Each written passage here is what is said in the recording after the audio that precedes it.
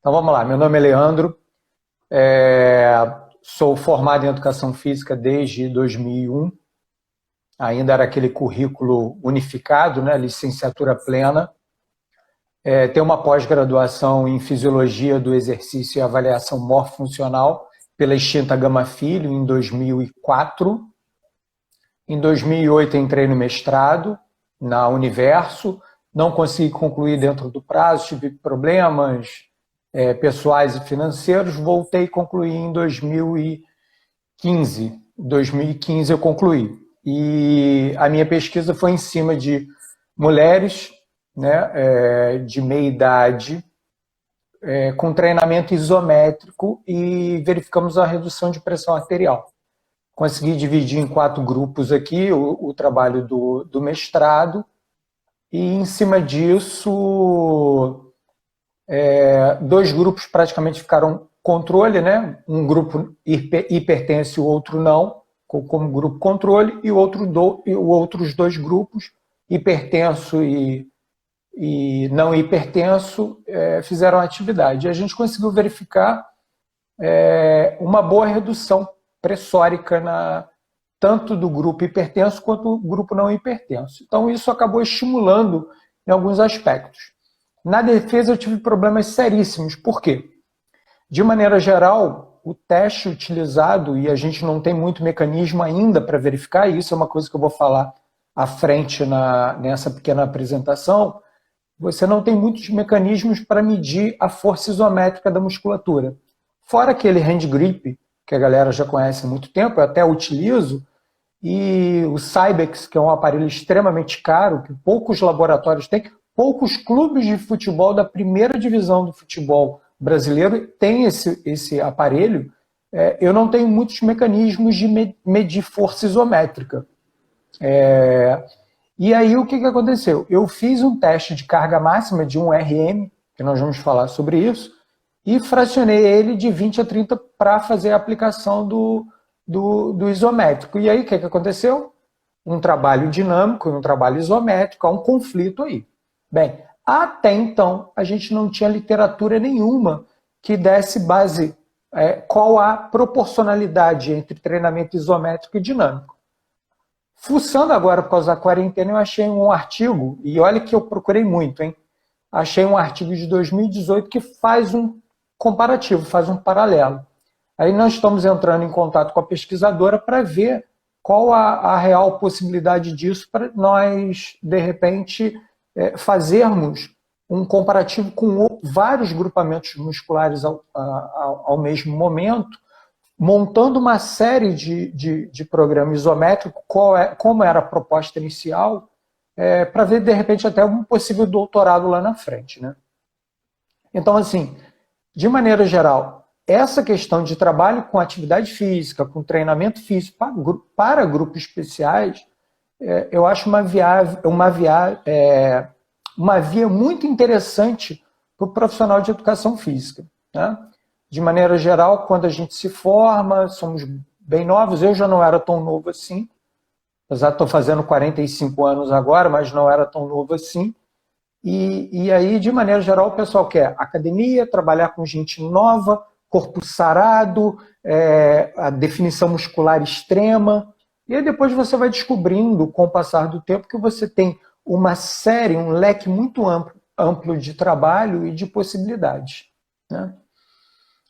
Em cima disso, a Marta, hoje, Marta, eu verifiquei, há 2 anos atrás, a gente estava naquele estávamos naquele colégio do município lá, na Praia do Forte. Estadual, Colégio Miguel Couto, aniversário Isso. da associação. Isso aí, há 2 anos atrás, né? E eu estava falando de treinamento muscular inspiratório, vou até comentar sobre isso. A Marta me mandou mensagem agora me pedindo um tema. Eu falei, olha, um tema que eu estou estudando um pouco mais a fundo, fora daqueles que já estão batidos, avaliação física, que eu sou apaixonado, treinamento muscular inspiratório. Eu falei, olha, a parte de treinamento para cardíacos, hipertensos e cardiopatas. E aí surgiu essa ideia, e aí comecei a entrar um pouquinho mais a fundo, dando uma continuidade maior. O que acontece? Quando a gente fala de doenças cardiovasculares, doenças cardíacas, nós temos um leque muito grande de doenças e cada uma com uma especificidade diferente. Tá? Medicamentos diferentes, tipo de fisiopatologia, qual o comportamento da doença junto ao corpo diferente, resposta ao treinamento diferente. Então, quando a gente fala de maneira muito ampla, como é o caso, eu estou falando de uma maneira geral de treinamento. Nós não vamos entrar especificamente em cada doença, porque aí demandaria um tempo muito maior do que esse. Perfeito? Então, é uma ideia geral do que realmente nós podemos trabalhar e devemos trabalhar. Tá? Primeira coisa, doenças cardiovasculares hoje, aproximadamente 30% das mortes no mundo, elas são decorrentes de doenças cardiovasculares. Tá? Isso dá mais ou menos em torno de 18 milhões de pessoas por ano. Tá? Sendo que aí tem um grande problema. 3/4 de todas as mortes no mundo inteiro são decorrentes de países com renda média ou renda baixa. Então, assim, países pobres, países em desenvolvimento, de maneira geral, que você não tem uma estrutura de saúde pública, uma estrutura de saneamento básico, uma estrutura educacional, porque por mais que, de repente, você invista em saúde, saneamento, mas se a população não tiver um nível educacional, a compreensão daquilo que tem que ser feito, a compreensão daquilo que eu estou comendo, a compreensão da atividade física que eu estou fazendo, eu acabo não desenvolvendo essas políticas públicas de saúde. Então, o nível educacional da população ele é muito grande. Né? Eu e o professor João estamos fazendo uma pesquisa onde o nível educacional dos alunos acaba interferindo diretamente na resposta, por exemplo, no entendimento e na resposta de questionários. Né? Então, tudo isso acaba interferindo. Igual, por exemplo, há um tempo atrás, o NASF, junto em algumas comunidades carentes no Rio de Janeiro, explicando sobre o uso da pílula anticoncepcional, tal, explicou de dia, à noite a esposa pegou a pílula, deu para ela, ela tomou, e o marido tomou uma. Então, assim, se não tiver um cunho educacional, você acaba tendo vários problemas relacionados à política educacional, à políticas de saúde. Lembrando, como são doenças crônicas, de maneira geral você tem tratamento, não é só um problema de países de terceiro mundo ou países em desenvolvimento.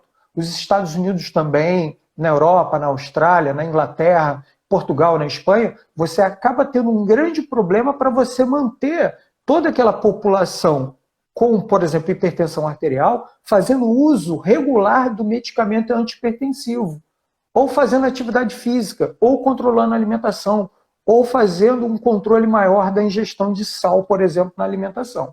Então, assim, isso acaba sendo um problema não só de terceiro mundo ele acaba sendo agravado, mas é um problema global, perfeito?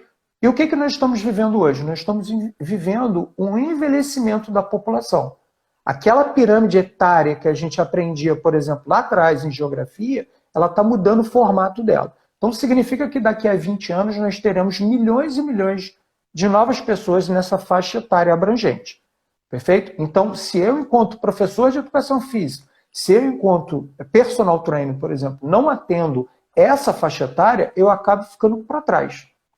E diferente, por exemplo, dessa questão de estética, o idoso, a pessoa com diabetes, o cardíaco e toda uma série de outras doenças, por exemplo, elas estão ali para desenvolver a sua saúde e um acompanhamento profundo em relação a isso. Então, ela acaba sendo até mais fidedigna.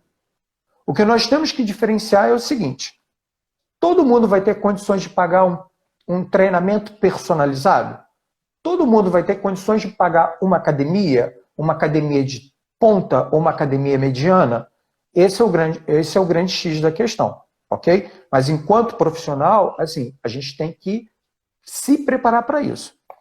Uma grande questão que acaba acontecendo é o seguinte: a faculdade de educação física, de maneira geral, ela não trabalha ela não prepara o aluno para que ele possa trabalhar com esses grupos específicos, esses nichos específicos, ok? Aí é uma discussão mais ampla. Talvez, se você tivesse uma estrutura, uma grade curricular mais racional, favoreceria e muito a atuação do professor de educação física, tá? Isso praticamente não existe. Só que aí tem uma outra questão. Quando qualquer outra faculdade, engenharia, arquitetura, medicina, direito, eu não saio só com a base dessas faculdades e vou para o mercado de trabalho.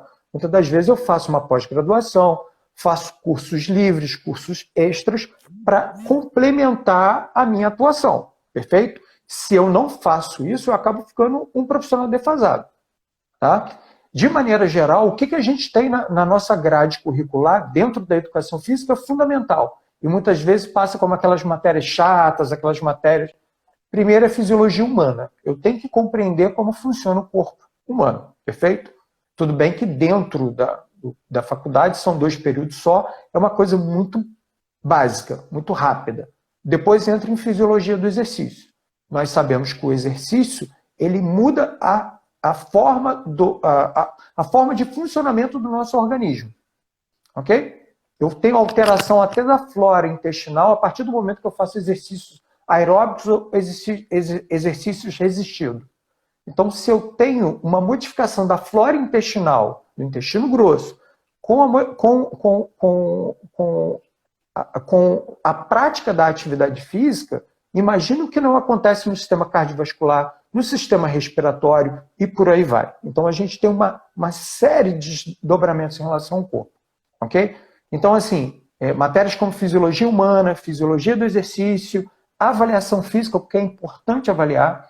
O João ontem estava falando, eu não posso pegar um idoso e avaliar ele da mesma maneira, por exemplo, que uma pessoa que está entrando na academia com 20 anos. Os protocolos mudam. O meu olhar para esse idoso ele é diferente. Okay? Então, a partir desse princípio, eu tenho que procurar, já que a graduação, e nenhuma delas vai me dar essa base de atuação em todos os campos que a educação física permite, eu tenho que buscar o quê? Cursos livres, cursos de especialização, cursos de extensão na faculdade. Para quê? Para que eu possa melhorar a minha estrutura de conhecimento e, com isso, ter uma atuação mais segura. Perfeito? Lembrando que, quando eu falo de doenças cardiovasculares, eu não estou falando... eu estou falando de um grupo extremamente de risco. Okay? E muitas das vezes já passaram por alguns eventos anteriormente falando, como um infarto, uma revascularização do miocárdio. Então, tudo isso eu tenho que levar em consideração, tá certo? Então, assim, eu não estou preparando atletas, eu estou cuidando e zelando da saúde dessas pessoas. Não quer dizer que uma pessoa, por exemplo, que sofreu uma revascularização do miocárdio, por exemplo, não posso fazer uma maratona, não posso correr uma meia maratona, não posso fazer uma corrida de 10 km, não é isso. Mas o intuito dessa atuação ela tem que ser gradual, com base sólida, para que a partir daí eu possa ir galgando degrau a degrau. O que não é diferente, às vezes você pega, por exemplo, com 25 anos, a gente tem a mania de acharmos que somos super-homens. Tá ok? Nada vai acontecer com a gente, eu tenho uma resistência fantástica, eu vou correr, eu vou fazer, eu vou levantar o peso. Só que com o passar do tempo a gente vai vendo que o nosso corpo acaba respondendo de maneira diferente. Um outro ponto que é muito importante é o seguinte: eu vou trabalhar com um grupo especial, eu vou trabalhar com cardíacos, eu tenho que buscar, junto a essas sociedades médicas ou sociedades multiprofissionais, os posicionamentos oficiais. Okay? Então, por exemplo, eu vou até a Sociedade Brasileira de Cardiologia e pego lá o posicionamento de trabalho de reabilitação cardíaca. Tá um fresquinho. Quem quiser depois entra no perfil, manda um direct para mim, ou eu mando para a Marta. Tem um posicionamento, são 40 e tantas páginas, falando de todas as doenças, os posicionamentos, o que tem ali de atuação efetivamente em relação à atividade física, tá? Como reabilitação cardíaca. Efetivamente, a gente vai precisar da atividade física para fazer esse processo de reabilitação, tá? Então, buscar esse posicionamento da Sociedade Brasileira de Cardiologia, Sociedade Brasileira de Diabetes, das sociedades americanas, que eles têm um avanço tecnológico, um avanço de produção de ciência maior do que a gente está conseguindo mudar isso, das sociedades europeias e da sociedade canadense também. E com isso você começa a ter outras sociedades surgindo, da China e da Índia. Tá? Então você tem várias sociedades no mundo inteiro que acabam tendo posicionamentos oficiais de que forma trabalhar. Tá? De maneira geral, e eu estou falando uma opinião, isso aqui é uma opinião pessoal, claro que a opinião é pessoal, ó, mas assim, a minha percepção em relação a essas sociedades, comparados com outras sociedades lá fora, aqui nós temos as sociedades científicas aqui, elas têm um posicionamento um pouco mais rigoroso em relação à atividade física, por exemplo. Tá? Enquanto lá, para você medicar uma pessoa pré-hipertensa ou hipertensa, primeiro você faz o quê? Uma modificação na alimentação da pessoa. Inclui a atividade física. Procura ver quais são os problemas de estresse, problemas emocionais que podem alterar isso. Tá? Para depois sim você entrar com tratamento medicamentoso. Aqui a gente tem uma via muito do seguinte, não, entra com medicamento primeiro, a gente vai ver como fica. E a pessoa muitas das vezes, com treinamento físico, ela consegue reduzir essa pressão dela de pré-hipertenso para hipertenso e não precisaria, teoricamente, de medicamento. Okay? Isso é uma opinião pessoal, uma opinião minha, não quer dizer que todo mundo tem que concordar com isso. Por quê? Quando você vai estudando, vai pegando hipertensão, posicionamento lá de fora e compara com daqui, você vê uma certa defasagem. Tá? Por exemplo, o treinamento isométrico para hipertenso, que era uma coisa que já estava sendo feita lá fora, o penúltimo posicionamento estava dizendo que era para ser evitado aqui. Agora, nesse já está falando que para hipertensão, é uma coisa a ser verificada. Qual o questionamento deles em relação a isso? E eu estava conversando com o professor João sobre isso hoje. A gente tem a mania de pegar o artigo científico, por exemplo, eu estou trabalhando com treinamento, sei lá, com HIIT, que ficou muito em moda, agora está equilibrado mais ou menos. Tá? Então eu trabalho com HIIT. Pego um artigo sobre HIIT, e aí eu pego 20 homens, entre 20 a 30 anos, então são adultos jovens, e colocam eles para treinar o HIIT durante 8 semanas. Então a gente sabe que quando eu entro com atividade física, de maneira geral, na 4ª semana a gente já tem dados promissores, na 6ª semana a gente já tem uma solidificação disso, com 8 semanas é batata. A gente já tem resultados satisfatórios dizendo assim, ó, é válido ou mais ou menos ou não. Perfeito? Então o que acontece com isso? Os estudos com 8 meses, 12 meses é o máximo, com 8 semanas, 12 semanas, é o máximo que a gente tem aí. A gente não sabe, por exemplo, o que vai acontecer com a pessoa quando ela fica 1 ano na academia, ou quando ela fica 1 ano correndo, fazendo fartlek, fazendo intervalado, fazendo HIIT. A gente não sabe. A gente sabe até 8 semanas. Entende-se que o benefício ele vai progressivo. Claro, se eu sou sedentário, eu tenho um benefício ampliado, essa curva é uma curva exponencial, depois eu tenho uma estabilização disso e dependendo do que eu vou fazer, eu posso ter um ganho um pouquinho ou manter aquela estabilização. Tá? É mais ou menos quando a pessoa lá que tem, sei lá, 30% de gordura e no final do ano faz aquela aposta junto do grupo da empresa e vai apostar com uma pessoa que tem 20% de gordura. Quem vai perder mais gordura no período? Óbvio, quem tem 30%, quem tem 35%. Então, quem é sedentário, ele tem um ganho maior do que uma pessoa que já faz atividade física.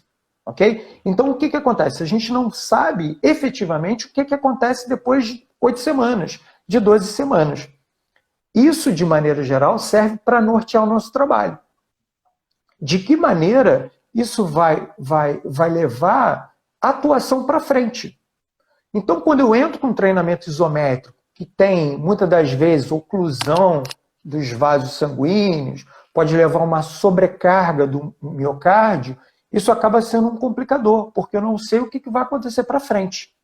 Okay? Eu não sei o que vai acontecer, por exemplo, se eu fizer 4 exercícios isométricos, 6 exercícios isométricos, como se fosse uma série de exercício dinâmico.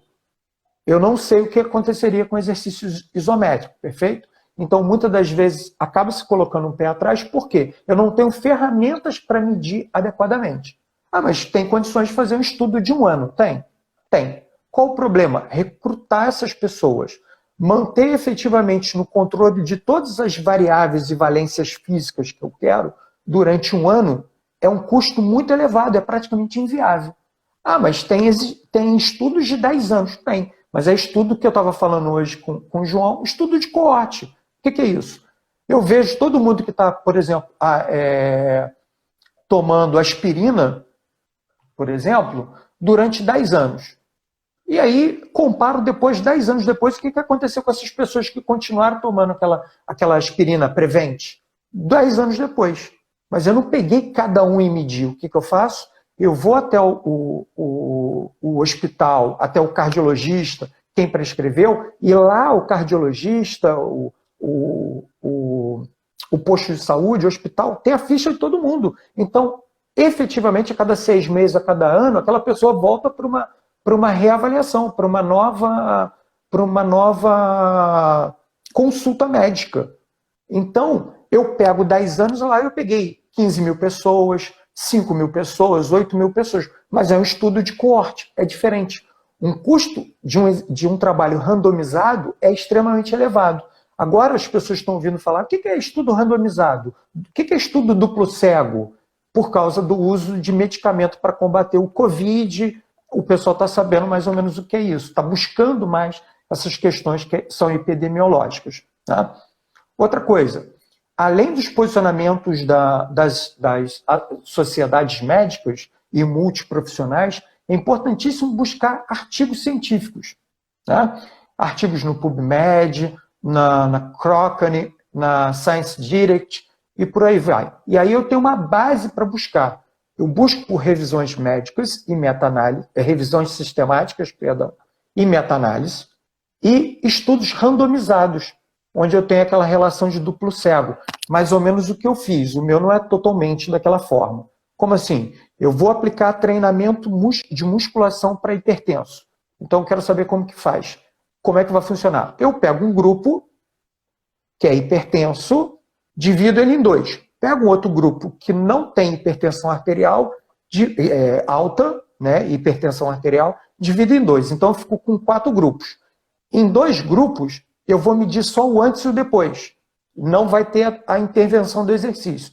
Nos outros 2 grupos, eu vou medir o antes, o depois e tem a intervenção. E aí eu verifico se esse grupo hipertensivo que fez atividade vai ter ganho se comparado com o outro hipertensivo que não fez atividade. E aí cruza as informações. E aí dá aquele monte de dado estatístico que é uma loucura. Assim funciona. Quando eu falo de medicamento, tem um problema aí. Eu preciso de, em vez de 4 igual ao exercício, eu preciso de 6 grupos. Por quê? Um vai tomar o medicamento hipertensivo, tá? Igual o meu. Em vez do exercício, bota o medicamento. Um vai tomar o medicamento hipertensivo, um vai tomar o placebo e um não vai tomar nada. E aí eu tenho 6 grupos. E depois eu cruzo informações dele. E aí tem um detalhe. Da mesma forma que na atividade física, quando eu boto a pessoa na esteira e falo vamos, para não, corre, eu acabo incentivando ele e o VO2 dele, que seria aqui, acaba elevando um pouquinho. Da mesma maneira, lá no treinamento de 1RM, lá que eu estou medindo a força, o que acontece? A pessoa ia parar antes, eu falo, não, vamos. O meu estímulo, ele acaba influenciando na resposta do exercício. O que acontece quando é medicamento, que é muito mais sério? O paciente que vai tomar o medicamento ou placebo não sabe o que é, ok? Se é o placebo ou o medicamento, e o médico ou o farmacêutico do programa também não sabe o que é medicamento, o que é placebo. Ele não sabe quem é quem do grupo. Para quê? Para não ter esse viés. Olha, bate no ombro assim, você vai melhorar. Você vai melhorar. Aí, o efeito da mente é muito poderoso em relação a isso. Tá? Ok? Então é importantíssimo buscar esses artigos para que referencie o seu trabalho. E o outro, utilizar redes sociais. Qual é o grande problema? Muitas das vezes a gente fica vendo os professores de outros locais assim, sem base. Aí você teve aula com o Renato Alvarenga, que você conhece, o professor Farinati, da UERJ, e tantos outros professores bons, mas com conteúdo absurdo. Mas o que acontece? Não tem uma divulgação forte nas redes sociais. Então, se eu não divulgo nas redes sociais, e se eu não acompanho essa galera boa que está publicando sobre a temática que eu gosto nas redes sociais, eu acabo, às vezes, perdendo o fio. Um artigo agora que eu li tem 2 dias sobre divulgação científica americano, o que estava falando? Se eu sou um pesquisador, fiz um determinado artigo muito bom e não publico na rede social, e um outro colega meu faz o mesmo um artigo parecido e utiliza, por exemplo, o Twitter, ele tem a chance do artigo dele ser citado 6 vezes mais se comparado com aquele que não utilizou rede social para divulgar. Isso é uma grande coisa. Assim, eu sou um dinossauro já. O pessoal mais velho, as ferramentas midiáticas, essas mídias sociais, acabam tendo muita dificuldade para utilizar. Ah, mas tem muita porcaria. Tem muita porcaria, mas tem muita coisa boa. Se você começar a seguir os professores que você teve aula na graduação, os professores que você teve aula na pós-graduação, aquele professor do congresso, aquele cara que publicou um artigo que você gostou muito, você vai ver que quantidade de material que você vai ter. Especificamente relacionado a isso, você acaba tendo uma rede, um networking, que os americanos chamam, de múltiplos contatos. E isso favorece a disseminação do conhecimento. Então, aquilo que antigamente, antes da internet, era publicado num jornal, papel, nos Estados Unidos, e demorava, por exemplo, 2, 3 anos para chegar para a gente, hoje é publicado ao mesmo momento que está chegando para mim, está chegando para o pesquisador da Austrália, está chegando para o pesquisador de Portugal. A única diferença vai ser o fuso horário. Se, por exemplo, eu estiver dormindo, for no meu fuso horário, o cara tem contato primeiro. Se for no fuso horário dele, ele estiver dormindo, eu tenho contato antes do que ele. Então é fundamental utilizar essas redes, e a base da internet acaba difundindo muito essa questão do conhecimento, e é importantíssimo nós levarmos à frente isso. Ok? Oi. Eu vou perguntar se você vai dar um espaço final para responder algumas perguntas, né? Que já tem gente aí que colocou uma pergunta. Claro. E se você quer que eu coloque um e-mail da associação, de repente, à disposição para o pessoal mandar as perguntas, e depois passo para você e você responde também. Porque a primeira palestra e ontem também não deu tempo de responder todas as perguntas. Então, acho interessante as pessoas saberem que elas podem mandar, claro, de repente, as perguntas que não foram respondidas para o e-mail da associação. Eu até passei já que é para passar os dados para ter acesso ao certificado. Eu mando para você e aí você pode responder diretamente para a pessoa que eu mando com o e-mail dela. O que você acha? Não, acho interessante. Tem uma pergunta aqui, eu tenho um problema sério de falar, ler e ler a pergunta. Você tem condições de fazer aqui agora para mim? Porque aí eu vou mudar aqui. Eu achei interessante a pergunta da Sociedade Brasileira de Cardiologia. Eu vou ler, mas deixa eu passar rapidinho antes a segunda senha aqui. Ok. Para o pessoal anotar e não se perder. A segunda senha aqui é... Quais os municípios onde a associação realizou as primeiras comemorações do Dia do Profissional de Educação Física no ano de 2005? Foram 2 municípios, o município de Cabo Frio e o município de Araruama. Então, a nossa segunda senha está relacionada aos 2 municípios que a gente conseguiu fazer o evento do Dia do Profissional de Educação Física na região dos Lagos.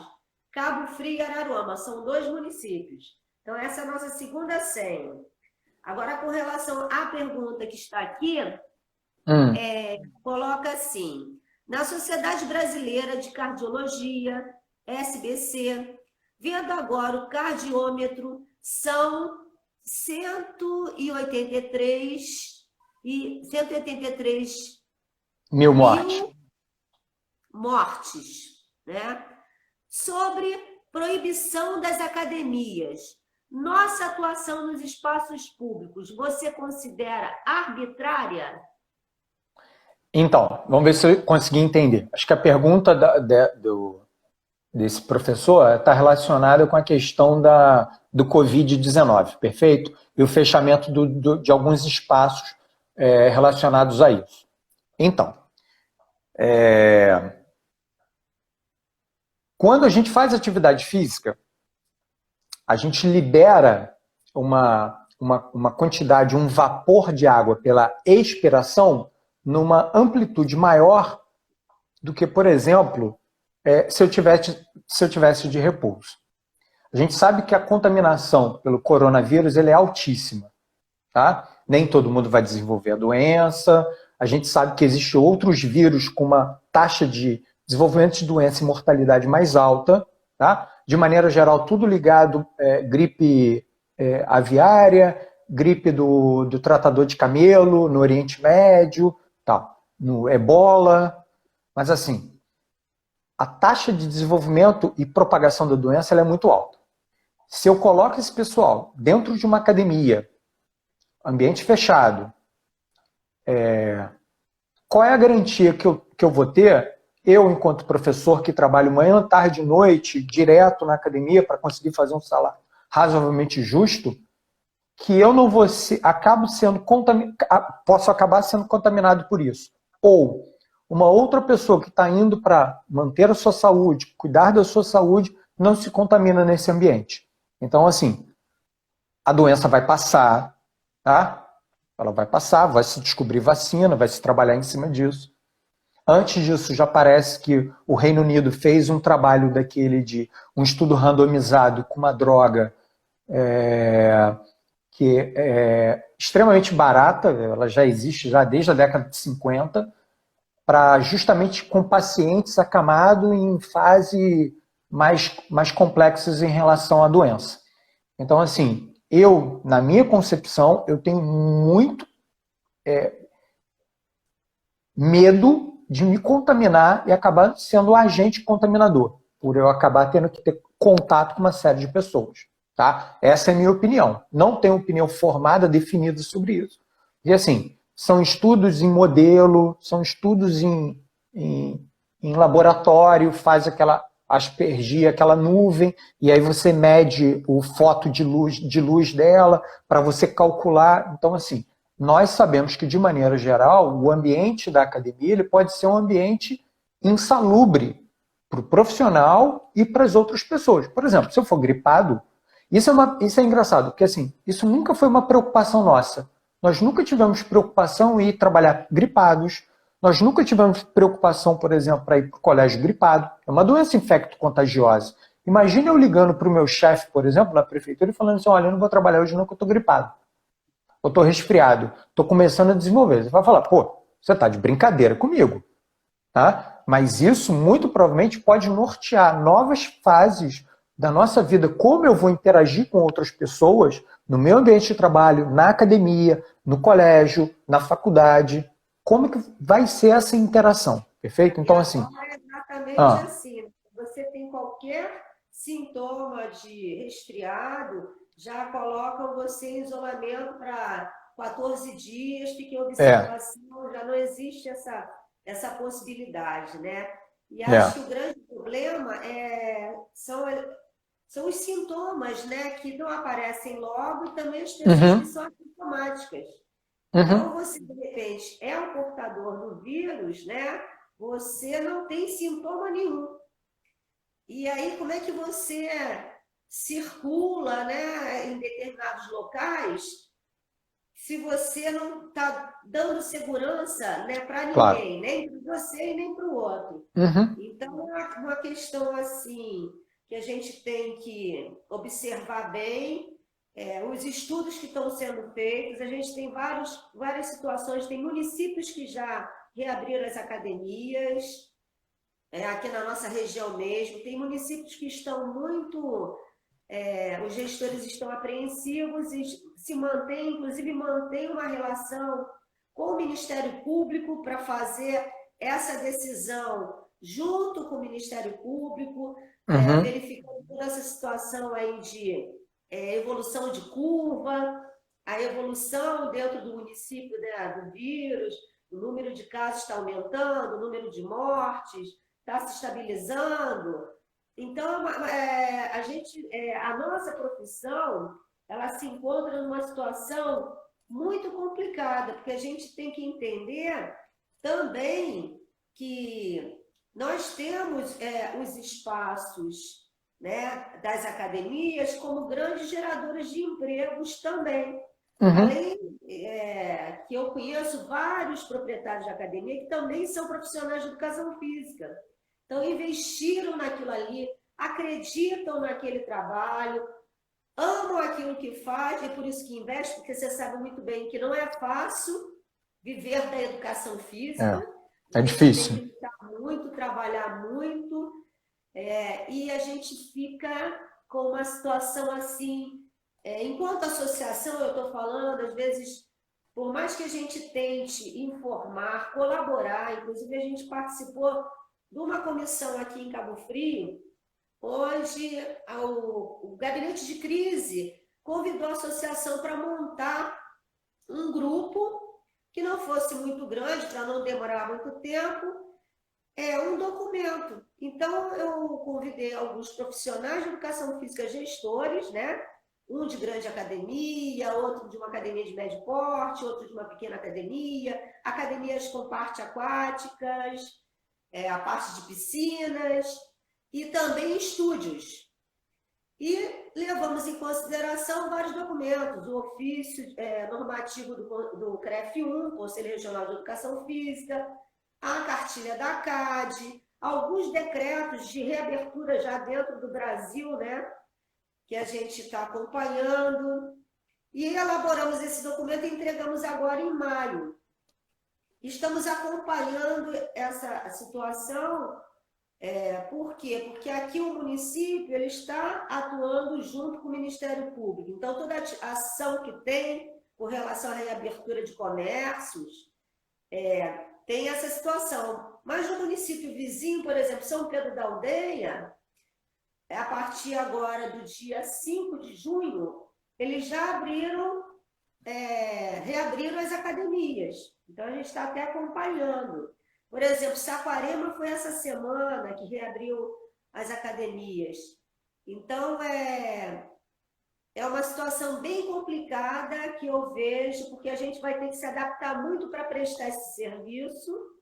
E eu vejo, inclusive, para esses grupos especiais, a gente vai ter que dar maior segurança ainda, né? Como trabalhar com esses clientes que pertencem ao grupo especial, né? Esses clientes que a gente precisa estar monitorando, a gente precisa estar acompanhando mais presencialmente. Não sei se você pode desenvolver alguma situação dessa, já tem alguns estudos relacionados a isso, alguém falando sobre isso, com relação ao atendimento a pessoas de grupos especiais. Assim, é uma situação complicada. Aqui no município a gente está estudando uma possibilidade de atender aquele grupo que o João falou ontem, mas assim, a gente não tem mecanismo, não tem ferramenta, e com o passar da idade cada vez mais é complicado para que elas possam mexer nessas ferramentas.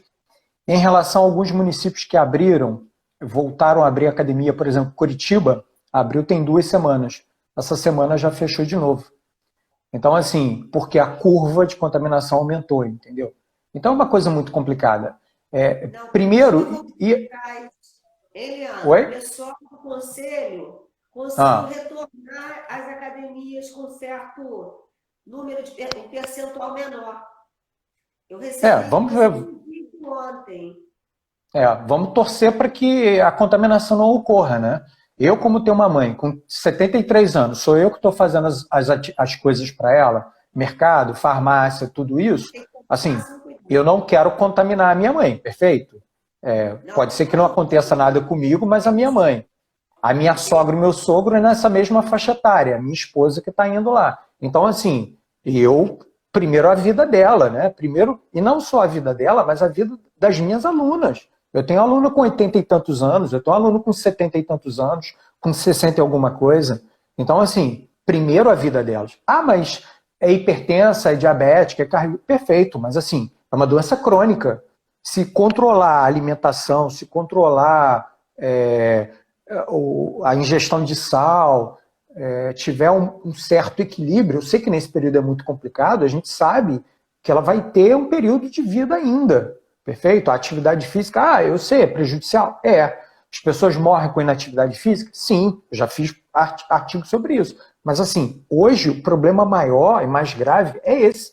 Então, por exemplo, eu vou atacar o problema mais grave para depois eu ver o que eu vou fazer com o outro. Perfeito? Mas assim, essa é a minha opinião. Não tem, até porque, como é modelo estatístico, é modelo que você coloca no laboratório, então você não tem dados suficientes. O que você tem é o seguinte, eu tenho uma curva de contágio aqui, liberei comércio, liberei isso. A curva aumentou. Aí eu sei, isso foi prejudicial. Aí eu volto atrás. Só que o que acontece? Quando você volta atrás, você tinha, sei lá, 10 pessoas contaminadas e agora você tem 20 pessoas contaminadas, você voltar atrás nessa questão da abertura do comércio disso, daquilo, essas pessoas estão contaminadas. E outra, eu sou dono de um imóvel, de um restaurante, de uma loja, não sei o quê. Fecha de novo, como é que eu vou fazer? O grande problema é que assim, o país viu acontecer na China, viu acontecer na Espanha, na Itália, nos Estados Unidos, em Portugal, né? Em tudo quanto é lugar. E não tomou as devidas providências, porque aqui nós estamos sendo praticamente os últimos nessa situação.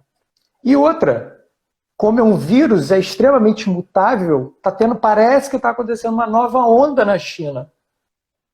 Se a gente comparar com a gripe espanhola em 1918, o que aconteceu? Foram 3 ondas de contaminação durante 2 anos.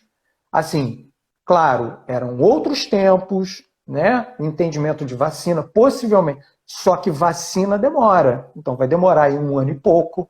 Se a gente conseguir um medicamento para tratamento, já é um grande alívio. Mas vamos torcer, elevar as nossas preces a Deus para que nada de mais grave aconteça. Porque, assim, todo dia a quantidade de mortes, entendeu? Eu não quero isso para os meus amigos, eu não quero isso para os meus parentes, mas eu não quero isso para ninguém. Para ninguém, entendeu? Eu não quero para os meus vizinhos, eu não quero para o pessoal da minha rua, não quero. Por mais que eu não conheça, por mais que não tenha uma relação, eu não quero para ninguém. Ah, mas as pessoas estão morrendo de fome. Isso é um outro problema.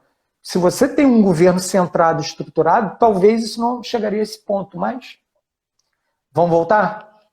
Então, olha só, em relação a isso, a gente tem que ter ideia, é o seguinte, o médico é o responsável por esse paciente, tá? Esse seu aluno, na verdade, o médico é responsável por ele. Então, muita gente fica chateada assim, o médico mandou aqui qual é a faixa de trabalho que eu tenho que trabalhar com ele, quais são os exercícios que eu vou fazer. Meu amigo, se ele morrer, a responsabilidade é do médico. O que acontece? Existem médicos mais velhos que não têm... A ciência mudou, a medicina mudou. E muda a todo momento, né? Então, assim, se ele não participou de congressos atuais, disso, não sei o que, ele vai ficando defasado. Assim como acontece com a gente. Assim como acontece com o fisioterapeuta, assim como acontece com o nutricionista. Então, se ele não estudar, não ir para frente, ele acaba ficando defasado em relação aos outros. O que você, enquanto profissional, pode fazer? Montar uma pasta, ou montar uma pasta de apresentação, um portfólio, né? Agora tudo em inglês, um portfólio, e você levar até um médico, eu sei que não é fácil, eu sei que é difícil, e você apresentar, eu sou formado nisso. Estou trabalhando com a sua paciente Y, sua paciente X e sua paciente Z. Elas estão apresentando os seguintes resultados. Tá? Eu estou fazendo dessa forma. O que o senhor acha? Alguma observação, alguma coisa? em vez da gente bater de frente, é melhor a gente procurar aproximação e trabalharmos juntos. Sabe por quê? O que pode acontecer? Se você bater de frente e falar para esse paciente seu que o que o médico mandou está errado, ela não vai confiar em você, ela vai confiar no médico. Tá? Porque já está anos de tratamento, não sei o quê. Então a gente tem que procurar aproximação. Trabalhei numa clínica em Petrópolis, ela era endócrino. Ela mandava os pacientes para fazer o trabalho com a gente. Ok? A cardiologista mandava os pacientes para fazer o trabalho com a gente, porque confiava no nosso trabalho. Tudo bem, a gente estava dentro da clínica, então isso ajudava muito. O espaço era alugado, mas estávamos dentro da clínica. Mas se você buscar um canal de mediação, isso vai facilitar. Tá? O outro ponto então o médico vai fazer a anamnese e os exames clínicos. O paciente é dele. Então, exames complementares, exame de sangue, de urina, de fezes, de creatinina, de lipidograma completo, do fígado, para que se tenha uma ideia geral. Tá? Eletrocardiograma, deu algum problema no eletrocardiograma, se for saudável, se não, se for saudável, você acaba tendo que fazer um ecocardiograma com Doppler ou teste de esforço, ou os dois juntos. Se não se for um paciente cardíaco, possivelmente vai fazer todos eles. Então é importante que você tenha um certo conhecimento para que você possa pegar esses exames e ter uma ideia do que está acontecendo ali. Em que momento a esteira foi interrompida no teste ergométrico? Será que essa pessoa tinha condições de continuar ou não? Qual foi a frequência cardíaca atingida? Qual foi a pressão sistólica atingida? Qual foi a pressão diastólica atingida? Perfeito? Para que você tenha uma ideia no exercício aeróbio do teste ergométrico na esteira, quanto foi atingido. Em cima disso, a gente tem uma ideia geral. Isso é o médico, mas esses exames podem chegar para você, para que você não fique totalmente cru em relação àquele paciente. Perfeito? E, além disso, nada impede que você faça uma boa anamnese com esse seu aluno, que você faça uma excelente avaliação física com ele, porque nada compara com a questão do olho nos olhos. Olha nos olhos da pessoa quando ela está falando. E aí você sente o que está acontecendo. Porque ela pode ter, por exemplo, ter tido um infarto do miocárdio, isso não está aparecendo, ou está ali no exame, mas aconteceu por quê? Você está entendendo? Uma boa conversa com a pessoa, para você saber se ela está emocionalmente equilibrada. Tá? E por isso vai acontecendo. Tá? Então é importante que você tenha uma ideia geral e entenda os significados básicos dos exames. Não que você vai ler e vai dar diagnóstico, porque isso não é o nosso papel. Tá? Ou vai confrontar o diagnóstico dado pelo médico. O que a gente tem que pegar aquilo e entender aquilo que está sendo colocado ali. Pegar a bula do medicamento, você pode trazer a bula do medicamento e ver se é um beta-bloqueador. Então não adianta eu botar exercício, porque não vai ter uma resposta da frequência cardíaca, o que é esperado com uma pessoa normal, porque não é uma pessoa normal. Tá? Normal que eu estou dizendo, em relação ao tipo de evento cardiovascular que aconteceu, mais o tipo de acompanhamento e medicamento que está tomando. É preciso entender esses mecanismos. Tá? Marta, tem condições de a gente prolongar isso? Então, eu estava olhando aqui, tem 3 minutinhos para acabar, né? Não dá para a gente levar mais um pouquinho, não? Mais 10 minutinhos? E aí a gente sai e reinicia uma outra? Vou voltar, então. Tá. Se ele encerrar o vídeo, eu retorno e boto você outra vez. Tá. Então, galera, vamos fazer o seguinte. Eu sei. Assim que encerrar o vídeo, a Marta vai iniciar um novo e vai me chamar e a gente dá continuidade. Perfeito? Peço desculpas aí que acabou alongando um pouco. Então, esses exames o profissional tem que entender. Por exemplo, a minha mãe teve câncer na tireoide e fez a cirurgia para retirar a tireoide. Então, ela toma medicamento para controlar os hormônios tireoidianos. Tá? E isso começou a afetar também a pressão arterial dela. Ela não estava emocionalmente equilibrada e começou a afetar a pressão. Então, toda vez quando ajustar o medicamento da tireoide, a pressão dava pico hipertensivo, não sei o que, tal, não ficava legal. Foi falar com o médico falou que não. Eu falei, mãe, deixa. Mas acontece isso, isso, isso. A minha irmã é farmacêutica, tem mestrado, não sei o quê. Falei, tem ou não tem, Sabrina? Tá, tem. Então beleza. Então, olha só. Isso está acontecendo com a senhora, mas vai normalizar. E normalizou em que momento? Quando emocionalmente ela se equilibrou. Tá? Hoje fez ajuste, por exemplo, do medicamento e não teve alteração dessa pressão. Mas ela acabou ficando hipertensa com 70 anos a partir do momento da cirurgia da retirada da tireoide. Então você tem que entender o que acontece com o corpo, os hormônios no corpo, para verificar que tipo de situação pode acontecer. Então essa questão emocional é fundamental, é crucial. Se eu perco o emprego, por exemplo, amanhã, claro que eu não vou estar bem para começar a iniciar numa academia. Óbvio que não. O risco de eu ter um mal súbito é grande. Perfeito? Perdi o emprego, estou com dívida, como é que eu vou fazer? Como que eu vou pagar isso? Como eu vou pagar aquilo? Então, nós temos que ter uma sensibilidade de atuação. Não são atletas. Não são atletas. Não são atletas que a gente pega lá e fala assim, meu filho, ó, igual o Flamengo está fazendo, você vai treinar aqui no CT, depois daqui do CT você vai comer essa comida aqui, ó, quantidade de carboidratos, gorduras e proteínas, tudo controlado. Depois você vai dormir. Depois, à tarde, a gente vai ter um outro treino de 1h30, depois você está liberado. Eu não tenho esse controle sobre o aluno. Então, eu não sei se no dia anterior, por exemplo, ele bebeu, ele fumou, dormiu. Não sei se dormiu. Que horas ele foi dormir? Entendeu? Então, tudo isso a gente tem que levar em consideração. E o que eu tenho que levar em consideração, principalmente? A individualidade biológica da pessoa. Muitas das vezes, como você perguntou ontem para o João, foi perguntado para o João, na verdade. Oi, professor. Retornando. Tudo bem? Estão ouvindo? Legal? Como é que tá? Sim. Pelo menos o som aqui tá bom. Tá. Então, vamos dar continuidade. Então, assim, quando eu fico com 30, 40 alunos, isso é um problema, mas muitas das vezes a gente acaba não tendo como controlar, perfeito? Então, a gente tem que minimizar os efeitos disso. Claro, a atividade física, assim como medicação, assim como nutrição, ela é individual, ok? Nem todo mundo vai responder da mesma forma.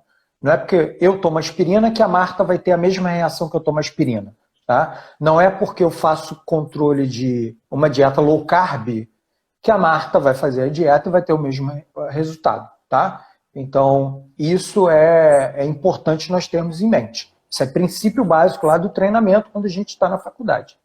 Então, em cima desse princípio, a prescrição é extremamente individualizada. E para isso eu preciso monitorar. Eu preciso verificar o que está acontecendo com aquela pessoa. Eu preciso monitorar ela antes do exercício, durante o exercício e depois do exercício. Ok? Qual é o grande problema relacionado a isso? Quando eu faço treinamento de força, e coloco, por exemplo, o esfigmomanômetro, o aparelho de pressão, e vou monitorar a pressão, se a pessoa estiver fazendo um exercício, por exemplo, de membros superiores, eu não vou conseguir medir a pressão. Ah, mas você pode medir depois. Pode. Só que o que acontece? A pressão arterial sistólica ela pode cair até 30% do que ela apresentou no exercício. Então, o monitoramento não é fidedigno com aquilo que aconteceu no exercício. Dependendo da posição do exercício também, se a pessoa está sentada, se a pessoa está em pé, se a pessoa está deitada, a resposta pressórica e a resposta da frequência cardíaca, ela difere. Então, por exemplo, um exercício em supino, por exemplo, um supino que eles falam que é canadense, aquele que é de quase cabeça para baixo, o retorno venoso vai ficar comprometido e o pico pressórico vai ser muito alto. Se eu faço exercício, por exemplo, para membros superiores e faço comparando a pressão com exercício para membros inferiores, a resposta pressórica ela vai ser diferente. O volume muscular de membros inferiores é maior do que de membros superiores. Então, tudo isso vai acabar interferindo no tipo de treinamento que eu vou dar. Lembre-se, não são atletas fisiculturistas ou nada disso. Eu preciso adequar a forma de treinamento que eu estou fazendo para aquela pessoa. Perfeito? Então, isso eu preciso ter ideia. Uma outra forma é o volume. Então, eu controlo o volume das sessões de treinamento. Como que eu posso fazer isso? Quando eu estava no laboratório na faculdade, tinha séries isocalóricas. O que é isso? Pegava-se o treinamento, botava a pessoa para correr e verificar lá, com o VO2, com a máscara, verificar lá 400 quilocalorias de gasto naquela sessão de esteira. O que o pesquisador fazia? Pegava aquilo e fracionava em duas. Aplicava metade do treinamento aqui, depois aplicava metade do treinamento aqui. O que acontecia? O gasto calórico é praticamente igual. A resposta pressórica é mais baixa aqui, a resposta da frequência cardíaca é mais baixa aqui. Então eu posso pegar e fracionar, por exemplo, para esse aluno que está começando, tem 2 meses, 3 meses de trabalho comigo, eu posso fracionar a série dele. Tanto a série aeróbia, quanto a série de treinamento dinâmico, de treinamento resistido. Perfeito? Então, é perfeitamente possível fazer isso. Tá? E a resposta fisiológica no final, praticamente a mesma, sem diferença. Outra coisa que eu tenho que ter em mente, o controle da intensidade. Tá? Esse controle da intensidade, lembrando, não quer dizer que uma pessoa que teve um infarto do miocárdio, que teve uma revascularização do miocárdio, não possa correr uma maratona, não possa fazer HIIT, não possa fazer um crossfit. Claro que pode. Assim, claro que talvez ele possa fazer, que cada caso é um caso. Mas vamos botar numa situação hipotética que ele possa fazer.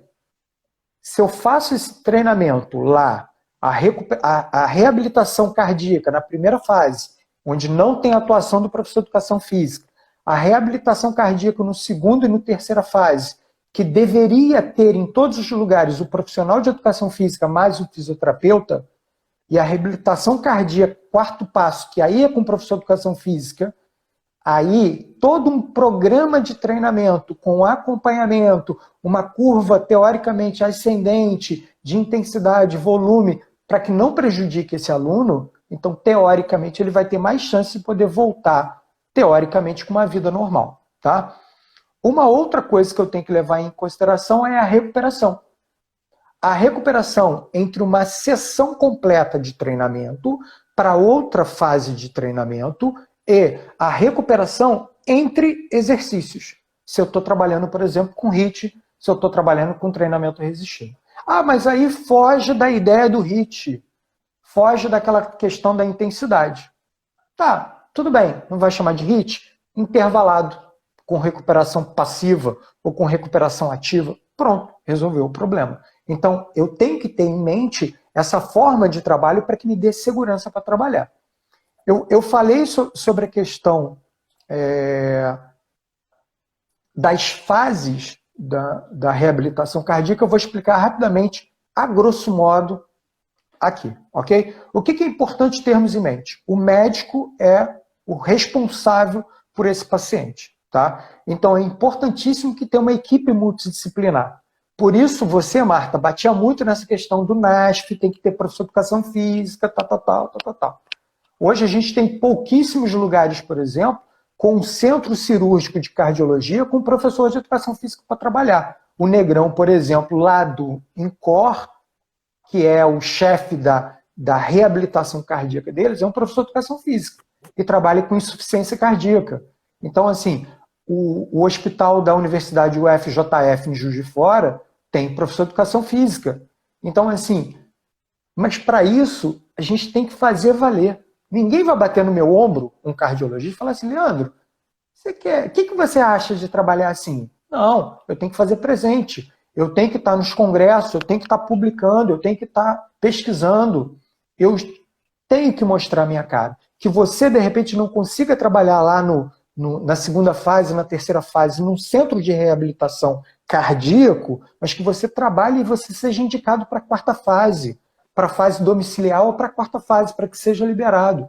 Olha só, eu conheço um professor hipotético, Leandro, que trabalha com cardíaco, eu tenho confiança no trabalho dele.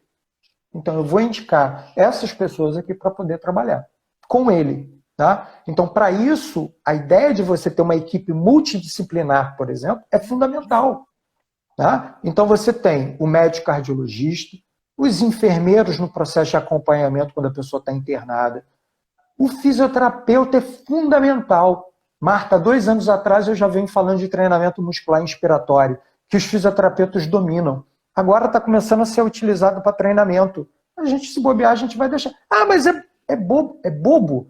Mas se você, numa corrida de 100 metros, você consegue ganhar por milésimos de segundos o segundo, porque o seu treinamento teve isso e do outro não teve, pode representar a medalha de ouro. Na natação pode ser o primeiro lugar, pode ser a medalha de ouro. Então, a gente tem que começar a desbravar novos horizontes, entendeu? A figura do psicólogo. Como vai ser a minha cabeça, por exemplo, depois de eu ter um infarto? Como é que eu vou ficar? Eu vou conseguir fazer exercício de novo? A minha alimentação, como é que vai ser? Como é que vai gerar isso em mim? Ok? Eu vou ficar com receio de fazer exercícios, atividades. A figura da assistente social aí, a figura do psicólogo para ter o acompanhamento do que está acontecendo, a figura do nutricionista no controle da alimentação. Tá? O fisioterapeuta é fundamental na primeira fase, é só ele que trabalha, porque ele trabalha no leito. A segunda fase, a terceira, quando tem professor de educação física, é o fisioterapeuta, e o professor de educação física, na prescrição e o acompanhamento do treinamento aeróbio, do treinamento resistido, quando tem. Por exemplo, o INCOR tem, a UFJF não tem treinamento resistido, né? Um controle do programa mais especificamente, e a gente, é espaço nosso, a gente pode desbravar e devemos desbravar sim. Tá? Então, como eu tinha falado, a primeira fase é no leito lá, pós-cirurgia, a segunda e terceira é ambulatorial e a quarta é domiciliar. Né? Pode ser liberado para ir para a academia. Como é que eu vou receber esse aluno que está chegando? Né? Qual vai ser a confiança que eu vou passar, por exemplo, do meu trabalho em relação para eles? Como eu tinha falado da questão da individualidade biológica, volume, intensidade, recuperação, tudo isso. Se tiver pergunta, você pode interromper, tá? Tem uma pergunta aqui já. Tá, pode ir.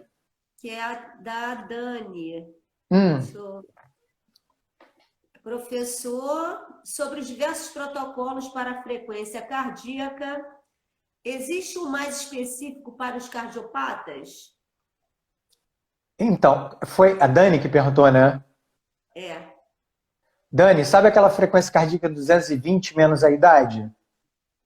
Pessoal que nunca foi o pesquisador que publicou, inventaram aquilo, ela é utilizada. Só que, o que eu utilizo? Eu utilizo frequência cardíaca de reserva. 220 menos idade, jogo naquela formulazinha e controlo a intensidade a partir dali. Para cardiopatas, de maneira geral, entre 50% a 70% da frequência cardíaca de reserva.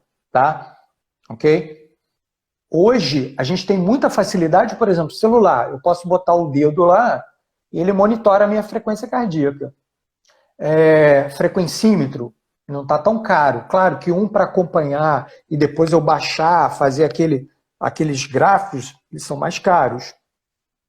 A pressão arterial, é fundamental medir a pressão arterial. E é importante, e aí você pega, isso aí, você pega a de repouso, né, ou basal, que você pega a de repouso, perdão, que é 220, que é a máxima dele, né, pela idade, vai ter a máxima, depois eu diminuo da frequência cardíaca basal. E aí eu vou ter aquela faixa de atuação, em cima daquilo eu jogo entre 50 a 70, Dani, é isso mesmo. Tá? Eu também faço isso por segurança, não só para cardiopata, mas quando eu faço avaliação física, para os corredores que trabalham com a minha esposa, eu também utilizo a frequência cardíaca de reserva. Ela é a mais próxima do real do que está acontecendo no seu músculo cardíaco. Tá? Então, assim, o aparelho é fundamental você na academia, se você está na academia, muito barulho. Você treinar com uma pessoa, colocando o esfigmomanômetro e o estetoscópio para escutar, e você tentar pegar qual é a pressão arterial sistólica e diastólica da pessoa. Então você vai treinando. Na esteira é mais complicado, porque tem a batida do pé na lona e faz puf, puf, puf, puf, puf. E você vai treinando o barulho da música, tudo que está acontecendo não vai te atrapalhar em relação a isso. Um outro fator é treinar na bicicleta ergométrica também, tá? Então, pegar quando está fazendo exercício na bicicleta ergométrica e depois. Se for o exercício resistido, e deve ser feito o exercício resistido, eu vou falar sobre isso, é fundamental que você tente medir também, até você ter segurança do que está acontecendo com aquela pessoa e você só medir tipo o antes e o depois.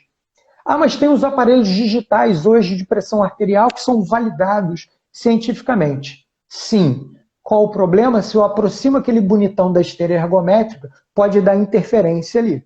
E aí aquilo não medir especificamente o que está acontecendo. Uma coisa é eu em repouso, deitado, coloco o esfigmoamômetro digital no braço, não é aquele de punho, e meço. Outra coisa é a resposta que eu vou ter próximo de aparelho com eletromagnético, que é a esteira e a bicicleta. Todos.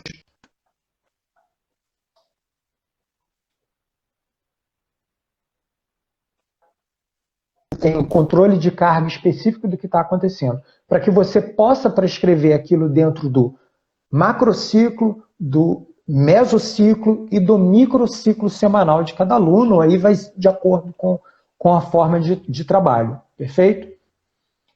O exercício resistido, tanto dinâmico quanto isométrico, claro, o isométrico ele pode ter um complicador dependendo do tipo de problema cardiovascular. Por exemplo, se ele é uma pessoa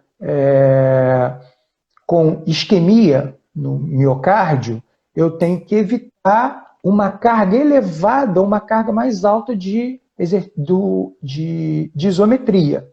Tá? O que a gente pode fazer, porque assim, existe uma coisa, eu, por exemplo, fiz o teste lá com um dinamômetro e medi a força total de bíceps da pessoa. Vou jogar entre 20% a 30%, que é considerado baixo, não é nem moderado, é de baixo para moderado, em termos de carga para uma pessoa. Só que ela é uma pessoa cardíaca. E eu fico 2 minutos, 3 minutos segurando o peso. Aquela carga que é 20% a 30% do teste máximo que eu atingi, não necessariamente vai refletir o real valor para o corpo da pessoa. Então a gente tem que ter em mente isso. A gente tem que ter feeling para poder analisar essas questões. Tá?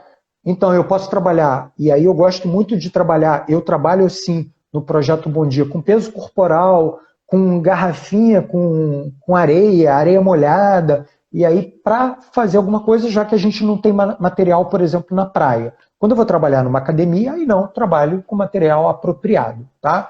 Elástico, corda, peso livre e o aparelho. Lembrando, quando eu trabalho a articulação multiarticular, ela é preferível do que trabalhar uma monoarticular. Porque o esforço que eu estou fazendo uma monoarticular, ela vai dar indícios de pressão e frequência cardíaca mais altos do que quando eu trabalho multiarticular.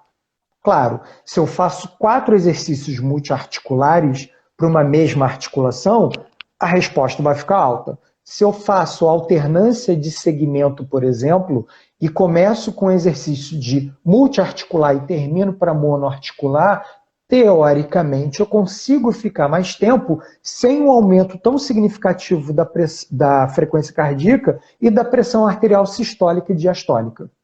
Tá? Outros trabalhos, perdão. Equilíbrio, fundamental, porque muitas das vezes são idosos. Tá? Outro trabalho, flexibilidade. O João falou ontem, teste só de amarrar os cadarços, quanto tempo demora, que é a questão da autonomia. A população está envelhecendo, quanto mais ela envelhece, teoricamente, maiores problemas cardíacos essa população vai ter. Até por causa do problema de inatividade física, sedentarismo, tá? Ou que é inatividade física, perdão, eu ia falar outra coisa. Período sentado é um grande problema. Ficar sentado vendo televisão, trabalhando, estudando, não sei o quê. O tempo sentado, muitas das vezes, eu não consigo compensar com atividade física. Então, quantas horas eu passo por dia sentado, acaba sendo um problema. A nossa alimentação extremamente industrializada. Ah, eu boto esse cubinho aqui com gosto de carne na comida, rico em sódio. E por aí vai, né? Aí eu como menos verduras, legumes e frutas. Fico estressado, acabo fumando, não durmo direito, assisto a série, troco o dia pela noite. O risco de ter um problema cardíaco é grande. Uso exagerado de bebida alcoólica. E por aí vai, tem várias outras situações. Outro, um trabalho do treinamento muscular inspiratório. O que os fisioterapeutas trabalham lá no leito, eles não sabem, isso é um segredo só entre a gente. Eu tenho condições de fazer trabalho intervalado com a musculatura diafragmática. Significa que eu consigo acelerar, por exemplo, no HIIT, entre uma série e outra do HIIT, quando eu faço o trabalho da musculatura diafragmática, eu acelero o processo de recuperação. Eu aumento o processo através da respiração, do tamponamento dos íons H+, que é um dos indicativos de fadiga no corpo, por exemplo. Então, eu consigo tamponar e suportar mais tempo de fadiga. Isso numa pessoa normal. Isso numa pessoa cardiopata, melhor ainda. Sabe por quê? O exercício aeróbio, eu tenho melhoria da variabilidade da frequência cardíaca no exercício aeróbio. No exercício dinâmico, essa variabilidade da frequência cardíaca não apresenta melhoria. Mas o treinamento muscular inspiratório, ele melhora a pressão arterial, melhora a variabilidade da frequência cardíaca. Logo, eu estou dando maior qualidade de vida para esse aluno, mais tempo de vida para ele com qualidade. Tá? Outro ponto que eu vi a Dani colocando, a escala de Borg, eu vou falar sobre isso. Então, eu tenho que medir essas variáveis que eu já falei, que é a pressão arterial, por exemplo, a frequência cardíaca. Tá? Uma outra medida fundamental duplo produto, que é o esforço que o miocárdio está fazendo no momento. O que é o duplo produto? Eu multiplico a frequência cardíaca pela pressão arterial sistólica. Aquele volume que está me dando lá, aquele volume que está sendo produzido lá, me indica um trabalho específico do músculo cardíaco. Então, é um indicativo interessante relacionado a isso. Tá? Leandro, Oi. eu tenho que passar a terceira senha. Ok, já estou me pedindo. Eu não sei se tranquilo. Tem algumas pessoas que têm problema de horário. Então, a nossa terceira senha será quantos anos a associação está completando agora no dia 19 de junho. Isso aí a gente cansou de botar na propaganda aí. São 15 anos, né, de trabalho aí dentro da região. Então, é a terceira senha, é a idade da associação, 15 anos. E vou repetir outra vez, o e-mail é aspectolagos@gmail.com, tá? Então, nós tivemos já 3 senhas. E eu preciso que vocês passem o e-mail com essas senhas, botando o dia da palestra, o nome do professor e os dados de vocês também. Ok? Nome completo, se for estudante, o nome da instituição de ensino, o número da matrícula também é necessário. Para profissional de educação física, o nome completo e o número do registro profissional. A primeira senha que estão perguntando foi relacionada aos municípios que nós conseguimos colocar no calendário oficial o Dia do Profissional de Educação Física. Foram 3 municípios: Cabo Frio, Saquarema e Arraial do Cabo. E a outra, nós tivemos a segunda senha, que eu coloquei, se eu não me engano, falei sobre... Já estou fazendo até confusão das senhas aqui. A primeira foi essa, a segunda, se eu não me engano, falei sobre os 2 municípios que nós conseguimos fazer a primeira comemoração do Dia do Profissional de Educação Física. Foram 2, Araruama e Cabo Frio. Essa foi a segunda senha. E a terceira, acabei de passar agora, foi quantos anos a associação está fazendo agora no dia 19? 15 anos. Então, já temos as 3 senhas, ok? Tá, deixa eu só finalizar aqui, Marta. A Dani tinha colocado, então, assim, pressão arterial, sistólica, diastólica e média, eu gosto de trabalhar com a média também. Frequência cardíaca, trabalho em cima da frequência cardíaca de reserva, para dar uma segurança para o trabalho. O duplo produto, perguntaram qual era o produto. Então, é assim, duplo produto, eu estou medindo especificamente o esforço do músculo cardíaco.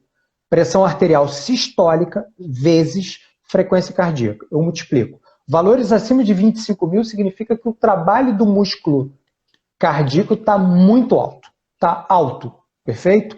Então, assim, numa corrida de intensidade 70%, por exemplo, do VO2 máximo, eu atingi isso fácil. Aí o pessoal vai perguntar assim, mas por que todas as medidas e seguranças eram relacionadas ao exercício aeróbio, esteira e bicicleta ergométrica? Porque ali é uma atividade cíclica, eu estou controlando ali. Eu estou controlando com o aparelho de pressão, ok? Quando eu vou para a musculação, quem trabalha... Então, isso vai depender de caso a caso, um limite seguro. Seria de 25 mil, 27 mil, dependendo muito, tá? Quem trabalha com musculação, eu posso trabalhar com N formas de grupamentos musculares, eu posso trabalhar com N formas de pirâmide invertida, em onda, eu posso trabalhar um monte de situações diferentes dentro do treinamento de força. Como é que eu coloco isso igual para todo mundo? É difícil. Agora, com os equipamentos mais fáceis e com mais segurança do que está acontecendo, o treinamento resistido está sendo investigado. Tá? Uma outra coisa que é importante falar, a Dani falou que trabalha com escala de Borg. A escala de Borg ela tem que ser treinada com o seu aluno. Porque num primeiro momento é difícil ele compreender o que é máximo, o que é esforço mínimo. Tá? Então, todo dia no treinamento você vai perguntando e vai ajustando isso para que a pessoa fique treinada. E uma coisa simples, olha para o semblante da pessoa. Vê o lábio, está ficando esbranquiçado? Para o exercício. Tá? Vê como estão os olhos, pupila, cor da pele, suor. Tá? E pergunta o nome da pessoa. Como é que você está se sentindo? Claro que você não vai perguntar o nome direto. Qual é o seu nome completo? Mas, assim, como é que você está? Vê se ela consegue completar a frase toda sem pausa. Porque se tiver com pausa, é importante que você diminua essa atividade. Tá? Tudo isso você acaba sintetizando isso. Claro que aqui foi um apanhado, apenas uma conversa, mas assim, cada doença que eu vou listar aqui, ela tem uma especificidade que eu já falei. Hipertensão arterial sistêmica, que eu sou apaixonado para trabalhar, angina, isquemia, insuficiência cardíaca, transplante cardíaco, miocardiopatias, valvopatias, tá? Portadores de marca-passo, doença arterial obstrutiva periférica.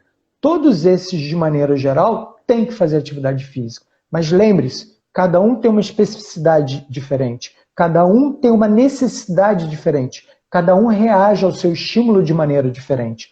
Não é porque, de repente, essa pessoa está aguentando mais exercício que eu vou dar mais exercício. Qual o medicamento que essa pessoa toma? Ela é hipertensa? Ela toma beta-bloqueador? Se tomar beta-bloqueador, por mais que eu dê exercício, não vai ter resposta na frequência cardíaca para isso. Perfeito? Por isso é importante a gente ler, estudar, ver quem são os caras, os bambambãs e seguir esse pessoal. Perfeito, Márcia?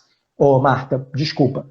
Quem quiser, segue lá o meu perfil. Qualquer pergunta, manda para Marta, manda para o e-mail da ASPEF, manda para mim. Quando eu tiver um tempo, eu vou. Me manda o artigo, tal, me manda isso, que eu vou pegar e mando para você sem problema nenhum. Perfeito? Um grande abraço, Marta. Obrigado. Mais um ano participando junto com você aí, dessa vez de maneira remota. Leandro, obrigada. Você sempre aí, né, atencioso. Não, São que isso. anos, né? Bastante, né? Essa luta. E te agradecer mais uma vez. Você está sempre dando apoio, está sempre participando dos nossos cursos, das nossas ações. E são realmente a pessoa que faz a diferença, a profissional que faz a diferença. Além de dar, né, exemplo para esses nossos futuros profissionais que estão aí, que precisam entender que na nossa profissão a gente nunca para de estudar, né? A gente tem que estar sempre se atualizando. E a gente também tem uma vasta área são várias áreas de intervenção profissional. Então, buscar aquilo que mais se identifica, como você falou aí, essa área aqui eu sou apaixonado, e estreitando, né, mais conhecimento nesse segmento aí, que isso vai ser um diferencial profissional para ele no futuro, com certeza. Aí, claro. queria agradecer a todos os participantes, né, que estiveram hoje conosco. Amanhã estaremos aí, às 17 horas, com o professor Paulo Damasceno, que foi seu aluno na pós de Cinesiologia e Biomecânica. Você lembra dele? Lembro. Então, ele vai estar falando sobre ética profissional na educação física, e às 19 horas vamos estar com o professor Murilo Kett, falando sobre os efeitos do exercício físico na depressão. Muito legal, uma temática muito interessante, hein? Uma temática muito interessante. E ele fez o doutorado, inclusive, nessa área de saúde mental, né? Então, tem muito bacana. O meu orientador é o mesmo do Murilo, é o professor Sérgio.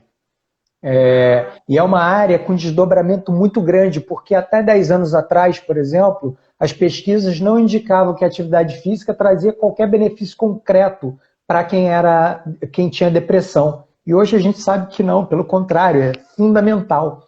Na verdade, as pesquisas não indicavam, mas, por exemplo, o trabalho que eu tinha lá na clínica médica, que o psicoterapeuta mandava para a gente, era nítido a mudança da pessoa quando ela fazia hidroginástica com a gente. Então, assim, a primeira palestra com o Paulo eu não vou conseguir, porque eu estou em aula remota com os alunos do Estado, mas a próxima do Murilo eu estou online aí com vocês, dando uma bola, tá?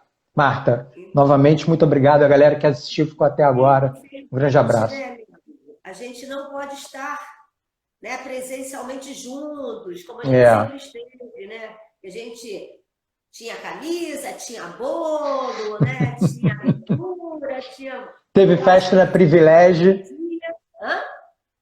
Teve festa na Privilégio. Preciso voltar, assim que a gente tiver a oportunidade de estar juntos presencialmente, a gente vai comemorar, vai ter a camisa da associação e a gente vai estar lá torcendo para que isso tudo dê certo, cada vez mais empoderando esses profissionais de educação física, os estudantes, fortalecendo essa vontade, né, que a gente tem que incentivá-los. Não é fácil, inclusive agora, nesse momento aí, para estar se atualizando, estudando, tendo que dar, né, conta disso tudo, aí estudar virtualmente, sem ter, inclusive, a possibilidade de ter a presença do seu orientador, do seu tutor. Aqueles que faziam aulas presenciais estão tendo que se adaptar, porque tinham a possibilidade de estar ali presente com os professores, tendo acesso maior, esclarecendo suas dúvidas, fazendo as suas práticas para aprender, e agora a gente está tendo que se adaptar a tudo isso. Então, eu quero agradecer a todos. É uma forma que a gente tem de comemorar, que a associação possa viver mais alguns anos aí, e depende muito dessa galera nova aí, que precisa estar se aproximando e vir participar junto, porque daqui a pouco, né, Leandro, eu já vou, daqui a pouco, me aposentar, não sei você. Não, tem muito tempo. Eu estou na metade ainda do caminho aqui na prefeitura e no estado. Ainda tem muito tempo. Até lá vão alterar o tempo.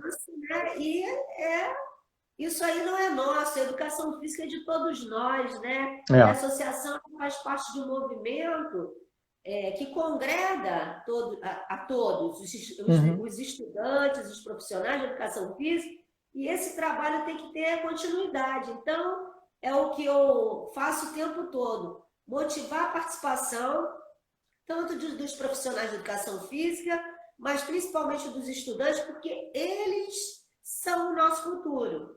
Então, verdade. estamos aí de braços abertos e precisando muito da colaboração deles.